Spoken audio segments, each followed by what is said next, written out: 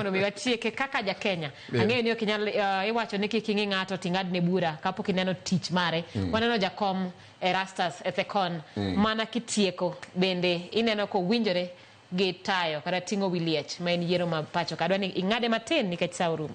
Sama ne gidhi mbele jok mane miyo gi penjo ka nono ng'eyo gi kuom wachni apa ni Ethekon notimo maber kendo jo Kenya mang'eny kwanata malo maduong' noyie ni en gi ng'eyo mar gimidhi tim to duol momiye bende nigi ng'eyo ng'ato kaka Professor Aduol nigi ng'eyo malach nikech kata e interview nodhi maber kendo ji mang'eny ne paro nitie jok manowacho kata ni kata no apply e gine mar chair so aparo ni en gi duol motene maber man gi ng'eyo to kata nyadendi matin mane giyiero ni mondo bed deputy en gi ng'eyo moromo e tieng' manyasani omiyo okane kan gi to kuom duolno mak mana ka giwe weche moko pilore manyalo miyo jo Kenya geno girumo kuom duondni. Erokamano ahinya. Erokamano kuom thuolo mari.